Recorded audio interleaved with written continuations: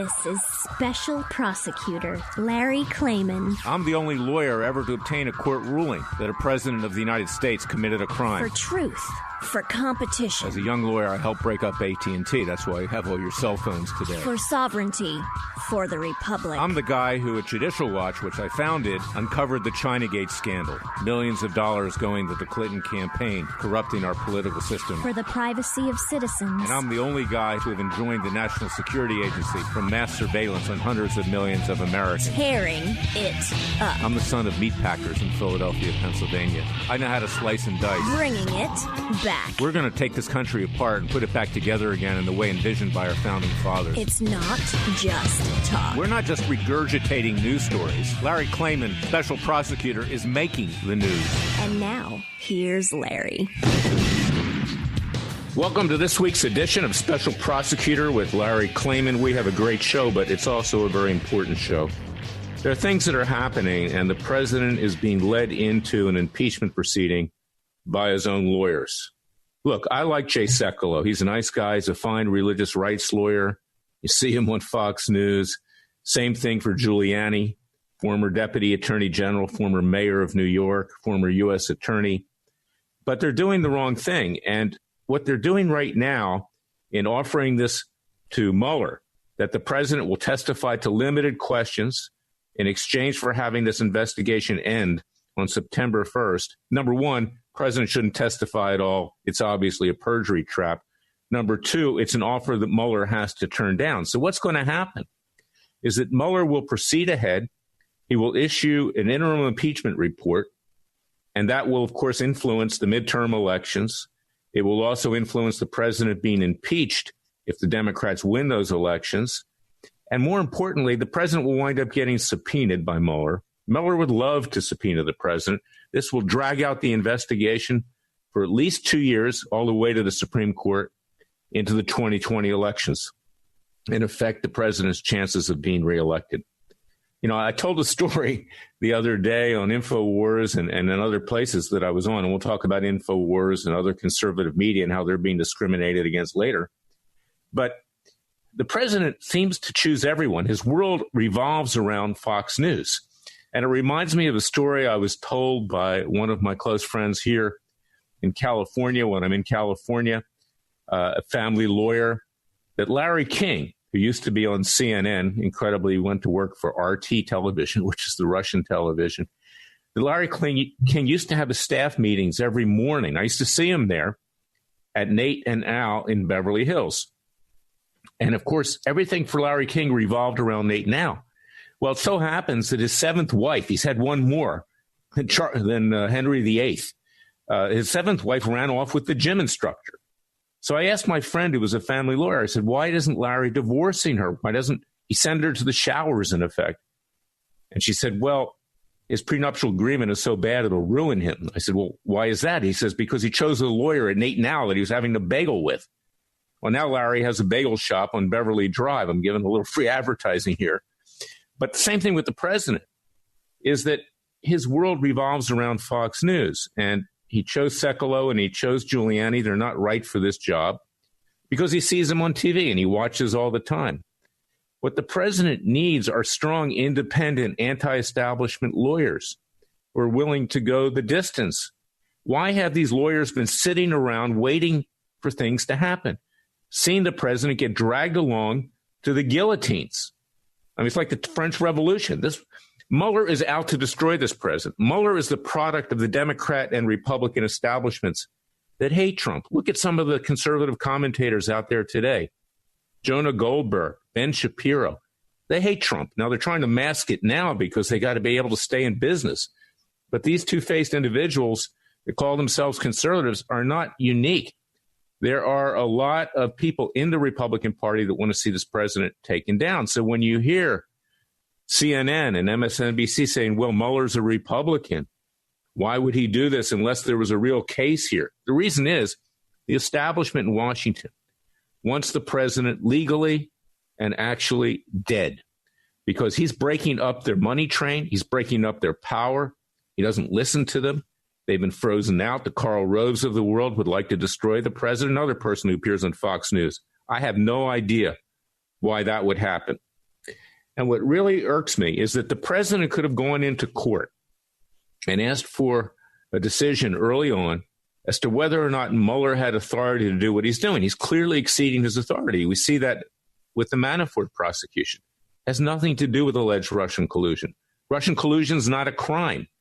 There's no such thing as obstruction of justice. The president has the right to fire Comey or anybody else. In fact, he should be firing Sessions and Rosenstein, Attorney General and Deputy Attorney General, right now.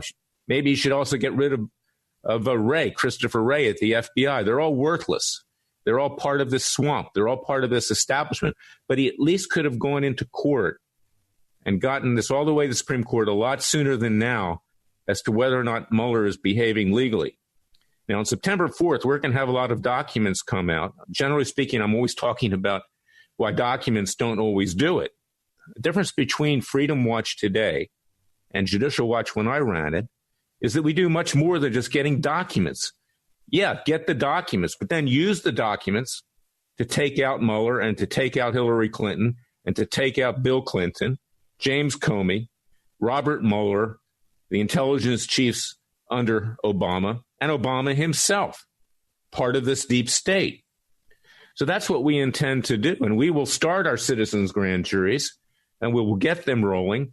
And we will start it on September 25th in Dallas, Texas. And we will indict. We will then convict. We will then sentence. And then we will seek to mete out the sentence through peaceful and legal citizens' arrests. In fact, before we even do that, we'll ask President Trump to enforce it. Now, he's got to take charge. He's got to get new lawyers, not lawyers inside Washington, not lawyers that love going on Fox News and pontificating and making themselves feel like they're important, but lawyers that are actually there in the trenches doing the job. We don't need more people out there who are doing it for themselves. We need to do it for the president, and the president's not being well served. Now, I want to talk about one other thing. The issue of Bruce Orr has come up this week. He was a high-level official of the U.S. Department of Justice.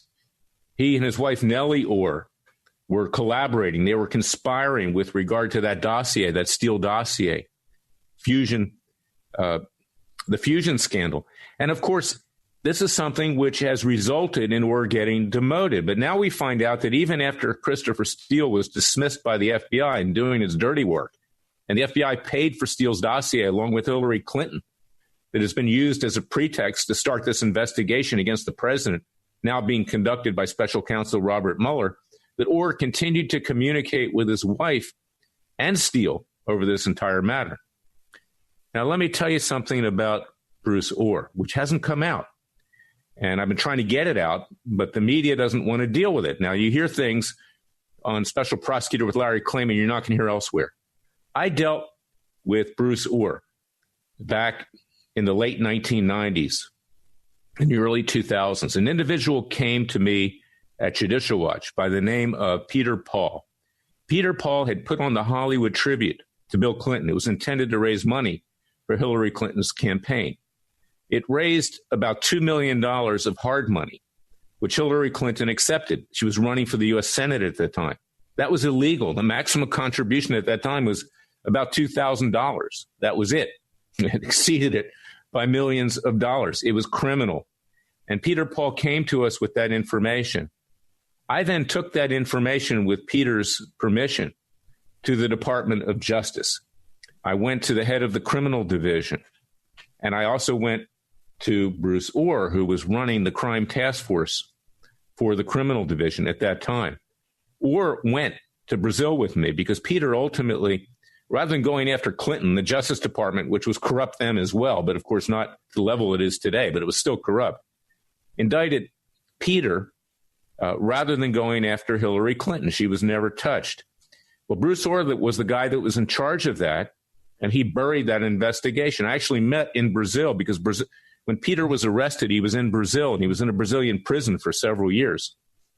Well, here's the untold story about Bruce Orr, but there's also an untold story about Judicial Watch, is that I had agreed on behalf of Judicial Watch to defend Peter if he would come forward with the information about Hillary Clinton and her crimes and Bill Clinton's crimes. We had her dead to right. We had canceled checks. We had thank you notes. Thank you for this contribution to Hillary's campaign, which was illegal. And, of course, it was buried. Now, after I left Judicial Watch to run for the U.S. Senate in 2003 and 2004 in Florida, Judicial Watch abandoned Peter Paul. They did not honor the agreement. And Peter wound up doing many years in prison, almost 10 years in prison under house arrest, because they abandoned him.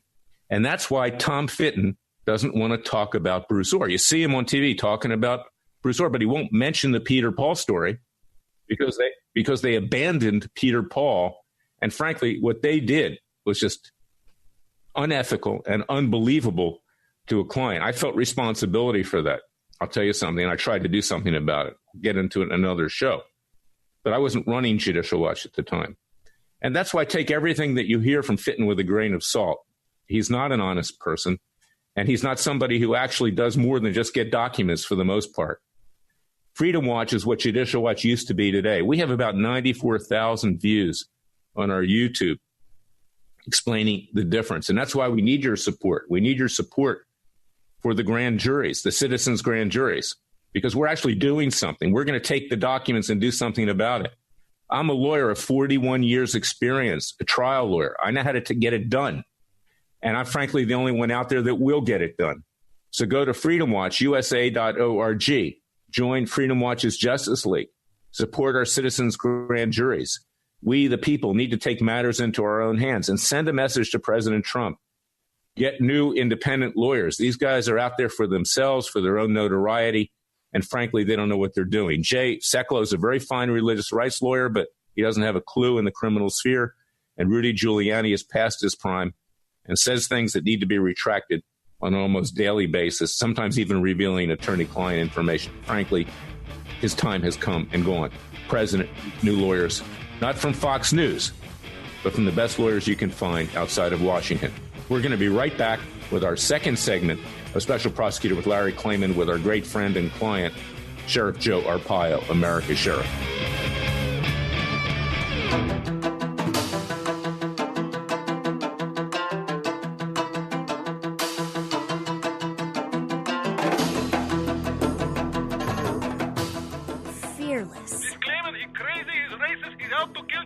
Dangerous. You don't care. He uses the court and the law. Lethal. This is bad. Special Prosecutor Very bad.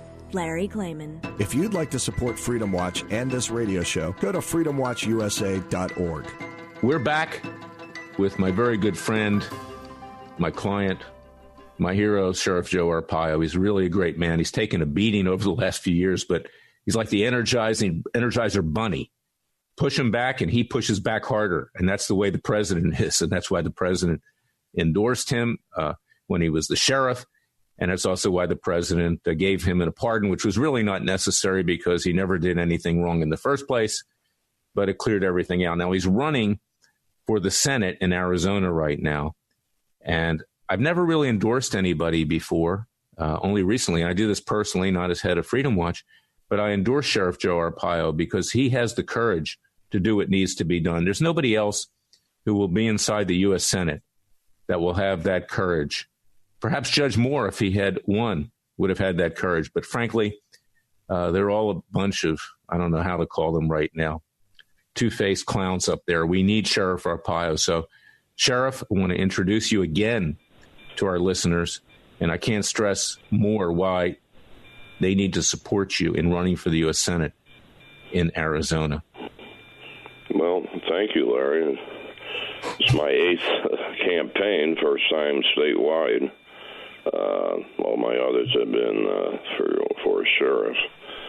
I did get through the Republican primary, was it 2 years ago, but I got messed up in the general, not because of my fault, because of all the pressure that they put on me, including the Department of Justice, Soros with his $3 million bucks, and so I had a tough race at that time. But here I am back in action again. Well, you're the Energizer Bunny. Well, you even took on Sacha Baron Cohen. Tell us about that. That's you're not afraid of him either. Well, I didn't know who he was, but that's okay. But at least I didn't throw the mic down and walk away. I stood with him the whole hour. Very strange. Never had an interview like that before. But I got through it, and unfortunately there was misunderstanding. You know how he plays his game with wording, and got me hooked in certain words that were very disgraceful words he was using. But you know what? I told him, I put the word out again yesterday. Why does he have some guts and stop being an undercover agent and come and meet me man to man, and we'll have a nice interview. Tell us what you hope to accomplish as senator from Arizona, Sheriff. Larry, the main reason I'm running because I was with Donald Trump when he ran way back in July of 2015. He had his first rally here, and nobody would stand next to him on a stage. I did. And at that time, I didn't even really know him. I got a note from him years before on another matter. That was the first time I met him, and I remember three things I said in my talk. One was that we're born on the same day, Flag Day, June 14. The other thing I said is he's going to win. There's a silent majority out there, and I guess I was right. And the other thing, of course, we talked about illegal immigration. That's the first time he brought that out, which was great because all the other candidates did not want to talk about it. So he made them, had them face the music and talk about illegal immigration. Probably nobody would have been talking about it if he didn't open the door. So that was good. And the silent majority, so that's it. They're out there for you. So, you know, I campaigned for him, opened up a lot of rallies for him, and he won. And I'm glad he won. If we didn't have him and had the other candidate, we'd be in deep trouble. By the grace of God, Sheriff, you know, I was on some show the other day, and someone made a smart-ass remark, excuse the language, excuse the French, that even if Jesus Christ was alive, he couldn't defend the president. Well, he is alive, obviously. He's our Lord. But I then said, well, by the grace of God and Jesus, we don't have Hillary. And I honestly believe that. We're going to come back with the second segment. We're going to take you over that second segment. I want you to tell more about what you hope to accomplish as senator. And we're also going to have Ryan Bundy, who's running for the governorship of Nevada. We'll be right back.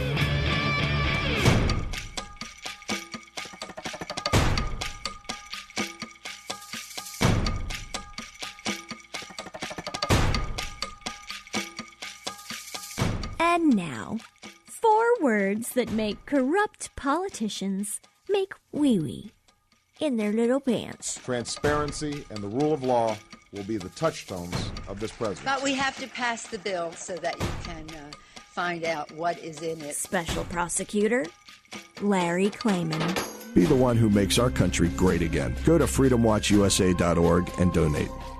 Sheriff, we were talking about what you hope to accomplish as a U.S. Senator in Washington, D.C., and I pray that you will be the next senator from Arizona. Certainly a big improvement over what you've currently got with Jeff Flake and, of course, the other Flake, McCain.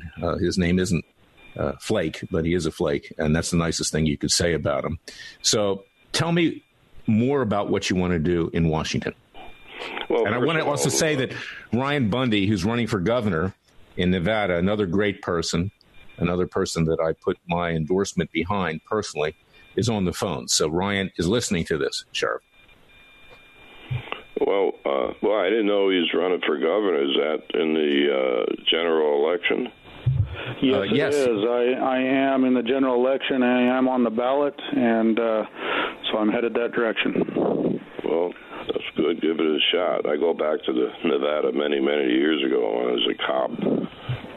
When they had the city, and I was patrolled by the sheriff. But, I want to go do one term, 6 years, And I wouldn't be running, quite frankly, if the President Trump was not the president. So I'm really doing it to help him. I'm not a rubber stamp, but I will make sure that I work with him and help him on his agendas and policies, because it affects the state of Arizona, too. So that's one of the main reasons I'm running, is not to get even. I know how Mr. Bundy feels, and I've been through the same situation. And what's great about it, Mitch McConnell and all those swampers fear me. They're supporting my opponent, is McSally, which when they talk about the swamp, boy, I'll tell you, that really personifies that word, what they're doing to my, trying to get my opponent in as senator. So I have a lot of, I'm going to open the office at the border, so that would shake things up. When I get in there, I'd hope to be on the Judiciary Committee, which they won't appoint me, or the Intelligence Committee. You know, with my 57 years in law enforcement around the world, I think I know what I will do on those committees. It's time to have a cop on the Senate, a real cop. Nothing against lawyers, Larry, but, you know, they do have a lot of lawyers. Well, I have a lot against lawyers, so that's okay. And judges. But I have other, they call me a one-issue guy, yeah. So I spent 35 years as a top guy in Mexico and Latin America. And then, 24 years as sheriff, and I joined the Army when the Korean War broke out. But I have about 35 years as a top official on both sides of the border, so I think I know where the U.S.-Mexican border is. But once again, I want to do what I can for the veterans.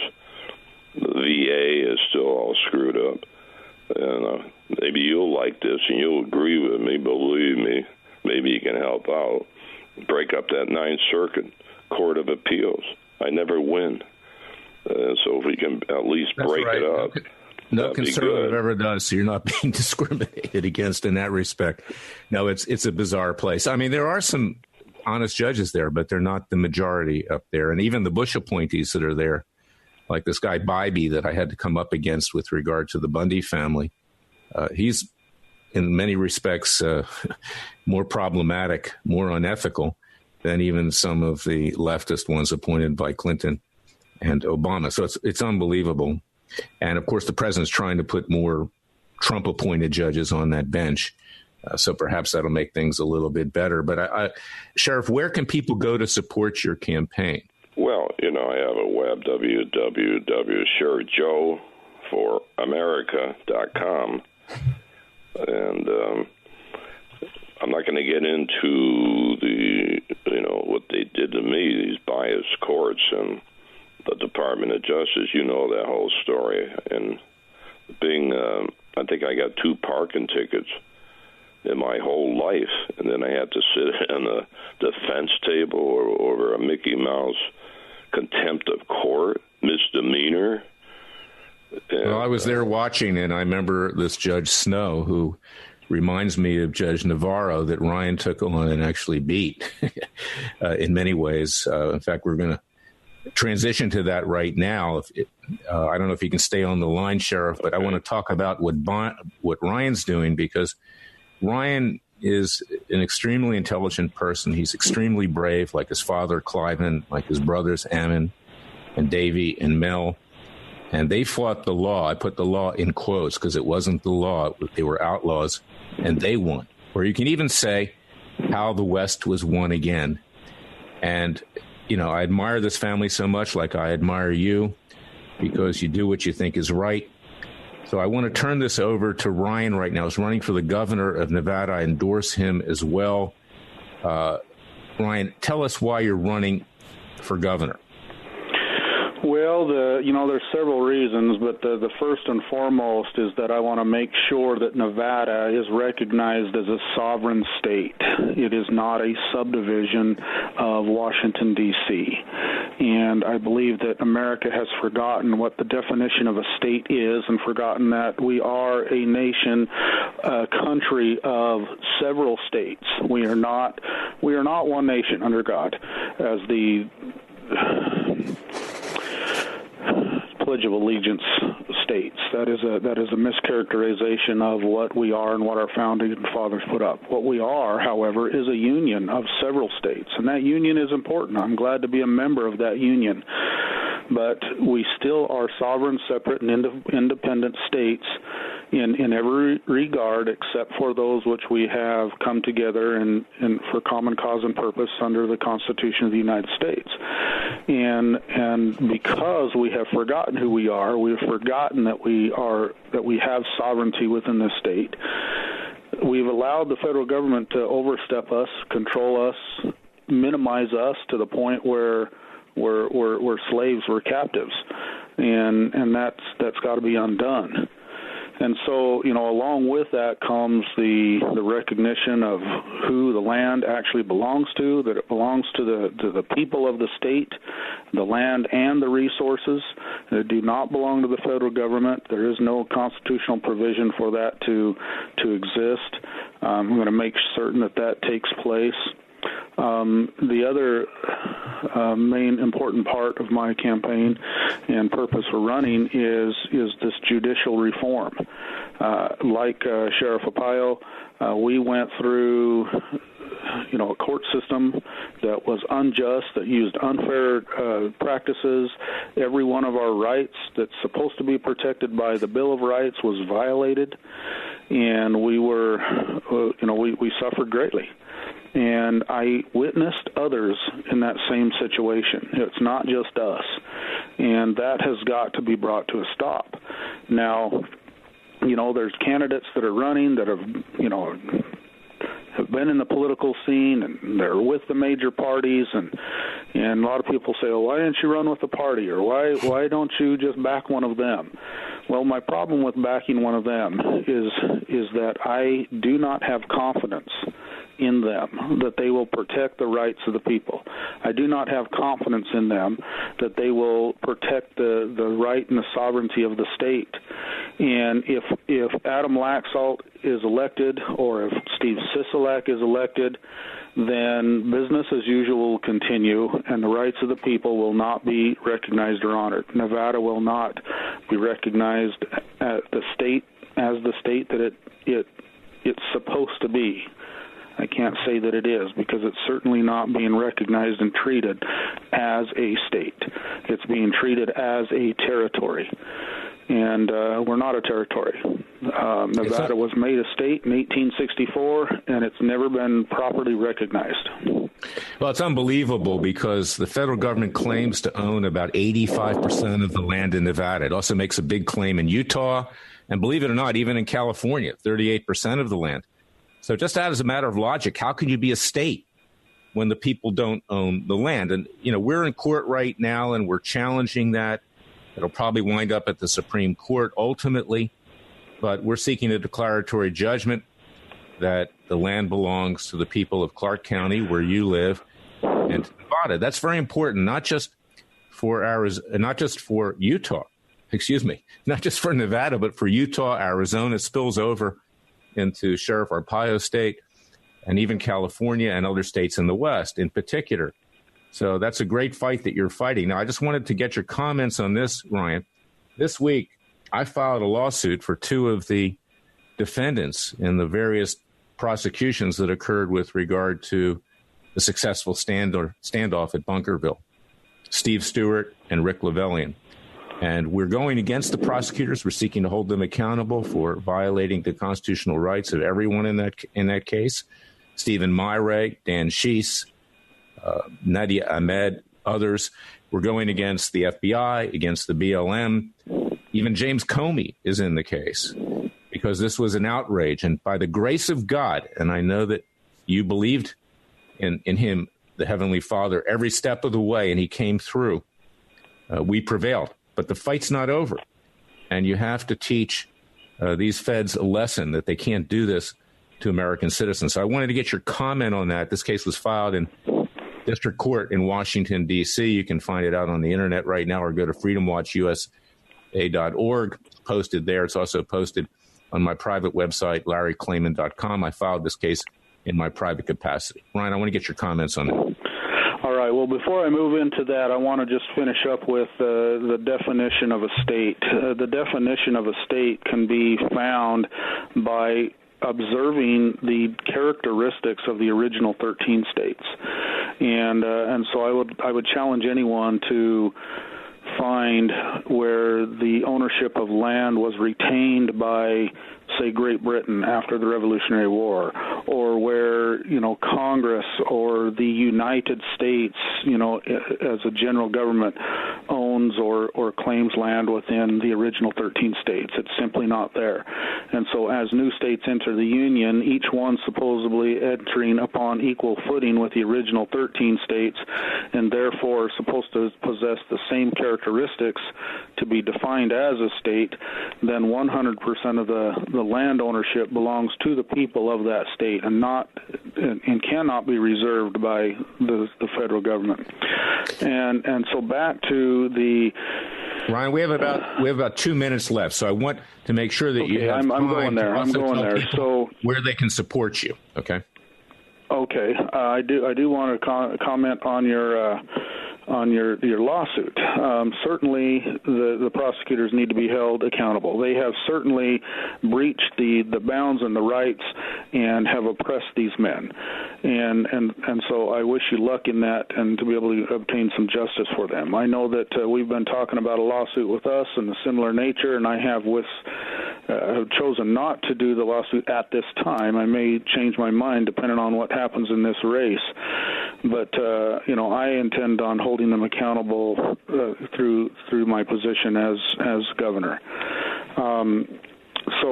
I could use some support. So if people are willing to support me in this race, I am not like President Trump where I have large amounts of money to fund my own campaign. I do need some support in that manner. You're welcome to text to donate. You can text Bundy at 555-888. You can also go to my website, which is governorbundy.com, www.governorbundy.com. And you could also send money via mail to the address 361 Riverside Road in Mesquite, Nevada, zip code 89027. I want to thank both Sheriff Arpaio and you, Ryan. You're both my heroes. I love you both. I love your family. Same for the sheriff. And I wish you Godspeed because we need people like you as public servants. I'm going to be right back. In the meantime, go to freedomwatchusa.org, contribute to our cause as well, because we're fighting the deep state. We'll be right back.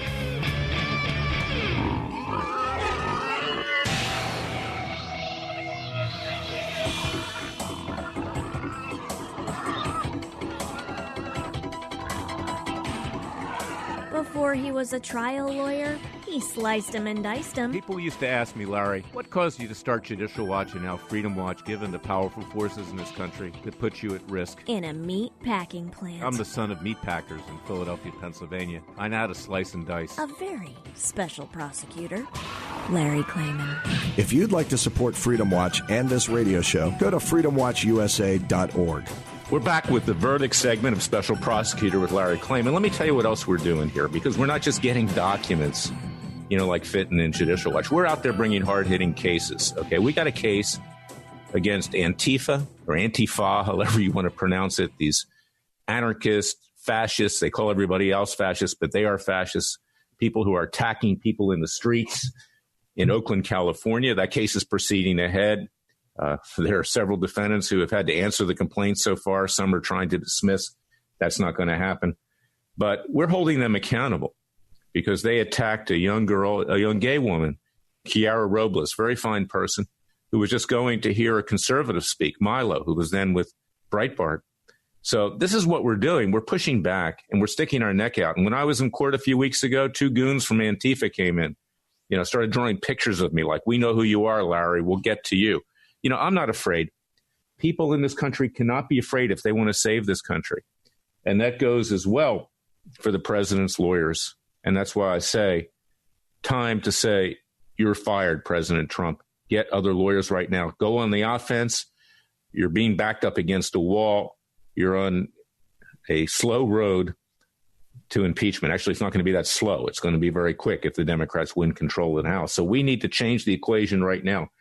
And that's one of the reasons why Judicial Watch existed when I founded it, and now we have Freedom Watch at freedomwatchusa.org, because we need to take matters into our own hands. Now, Freedom Watch doesn't endorse candidates. I can't, as you heard. We're nonprofit. We are nonpartisan. And what we're seeking to do is bring about justice. We're seeking to restore this country to the vision of our founding fathers. So join Freedom Watch's Justice League at www.freedomwatchusa.org. freedomwatchusa.org. You are the superheroes. You are Superman. You are Batman. You are Wonder Woman. You are the Flash. You are Aquaman. You hold your own fate in your hands. And that's why we have our citizens' grand juries, because the citizens need to rise up. We need to do it ourselves. Enough of Fox News. I know I'm not trying to beat up on them. Okay. I watch it too, because I want to see what's going on. I watch Newsmax more. I watch other shows more.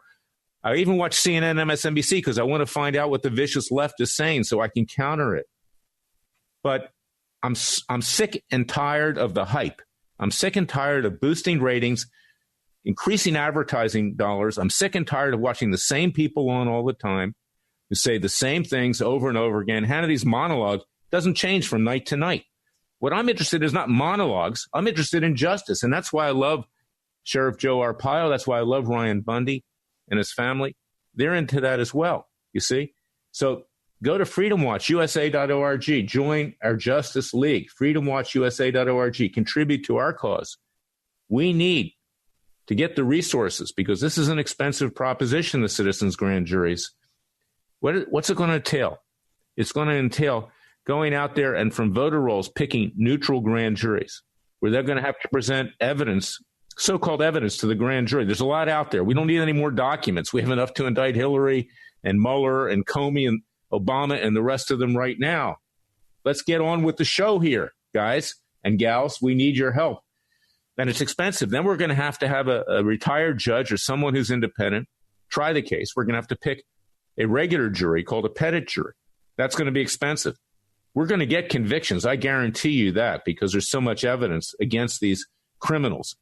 Then we sentence, and then we enforce the sentence. And these people should all go to prison. Now, we're going to do it peacefully and legally, but I'm going to ask the president to enforce the convictions and the sentences once they arrive, and perhaps that will give him the cover to do it.